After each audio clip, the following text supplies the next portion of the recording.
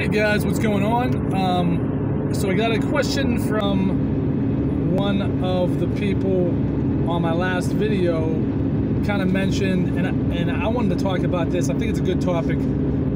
They mentioned just the gist of it was, you know, they weren't really sure how to find a product that could make them like a 30% profit margin, and basically mentioned like everybody's selling it so cheap on Amazon that they don't feel like they can make that 30% profit. So that's what I'm going to talk about today. I felt the same way when I first started, and I'll just tell you some of the things I experienced, and maybe that'll help you guys out. So I thought originally I was going with really lightweight, right? Because I didn't want to spend a ton of money. I wanted to start with something lightweight, easy to ship, didn't cost me a ton of money. I wanted to test it out and see what happened. And I had the same issue. I was like looking at stuff, and I'm like, man, after I looked at FBA fees, I'm like, how am I even gonna make money on this thing? And I don't want to say it's not possible, because it certainly is, but I feel like the lighter you go, maybe not even the lighter, the cheaper cost you go, or the less expensive you go on a product, and lighter weight and smaller products that a lot of people are out there trying to find and trying to use, those ones, in my opinion, can be kind of tough, because you're trying to compete with like Chinese sellers on a lot of these, and these guys just like lowball the heck out of you. But it's not always the lowest cost that gets the sale. You know, if you have a low cost, a lot of times something has got to give. And what I mean by that is something's got to give quality-wise. And that's not good, because you're going to get bad reviews. So you don't have to be at the bottom of the list when it comes to pricing, but you don't have to be the top either, you know? Like, you can find a nice spot in between and still make sales. So you're still going to want to concentrate on great pictures. You're still going to want to concentrate on a great listing and your PPC campaign and all those things. So if you're to the point where you're looking at an item that you feel like you can't make money off of, like, you probably shouldn't pursue it unless there's higher priced items or a bundle you can do. Maybe you can do a bundle, because you got to differentiate somehow.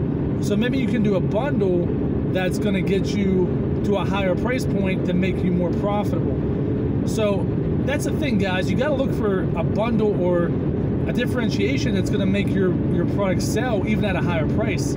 If you're trying to sell something really lightweight, like if you're launching the same thing everybody else has, then you're probably not going to sell anyway. It's not going to be a good product anyway. So if you're having problems getting like a 30% profit margin, well, let's talk about that. I mean, your profit margin, you're talking about a 30% profit margin from your cost, or you're talking about a 30% profit margin from the cost, you know, on Amazon. So I look for products that are going to be at least a 30% profit margin or more from my initial cost. So, you know, once you do the FBA calculations and figure out what it's going to cost you based off the weight and the price and all that, you know, you want to make about a 30% margin on, at least, preferably more, on what you paid for it. So, like my one main product that sells well, it's like a $14 or whatnot for the initial cost, and I make like a $10 profit. So